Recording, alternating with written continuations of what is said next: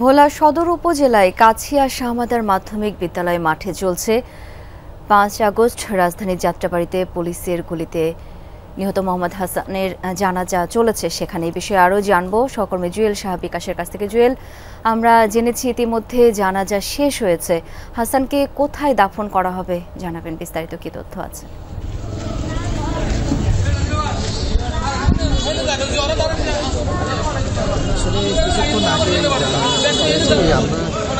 যেখানে দাঁড়িয়ে রয়েছে ঠিক এই মাঠ সদর উপজেলার কাছিয়া ইউনিয়নের ৩ নম্বর ওয়ার্ডের শাহমাদার নামক একটি গ্রাম, এবং এই শাহমাদার মাধ্যমিক বিদ্যালয়ের মাঠে হাসানের জানাজা কিছুক্ষণ আগে শেষ হয়েছে এবং হাজার হাজার লোক এই জানাজা অংশগ্রহণ করে এবং জানাজা শেষে তার লাশ এই কিছুক্ষণ আগে দাফনের জন্য নিয়ে যাওয়া হয়েছে আলমগীর, ঠিক পার্শ্ববর্তী আলমগীর মেম্বার নামক তার বাড়ির দরজায় একটি মসজিদের পাশে দাফন করা হবে বলে হাসানের পরিবার থেকে আমাদেরকে জানিয়েছেন।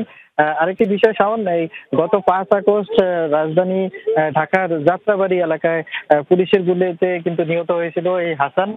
হাসান আসলে তার পরিবারের একমাত্র আয়ের উৎস ছিল এবং হাসান তার পরিবারের একমাত্র আয়ের উৎস ছিল এবং হাসানের বাবা এবং মা দুজনই অসুস্থ এবং তার একটি ছোট ভাই রয়েছে। আমরা যেমনটা জানতে পেরেছি তার পরিবারের পক্ষ থেকে, সেও কিন্তু অসুস্থ এবং তারা মূলত ২ ভাই এবং ২ বোনের সংসার এবং বাবা মা নিয়ে মোট ৬ জনের সংসার, এবং তার মধ্যে হাসান কিন্তু তাদের এই পরিবারের একমাত্র আয়ের উৎস এবং হাসান মারা যাওয়ার পর থেকে কিন্তু তার পরিবার কিন্তু মানবতার জীবনযাপন করছেন। তো হাসানের বাবার সাথে কথা বলেছি, তিনি আমাদেরকে জানিয়েছেন যে এই ঘটনার তারা ঘটিয়েছে তাদেরকে খুব দ্রুত দৃষ্টান্তমূলক শাস্তি দাবি জানিয়েছেন।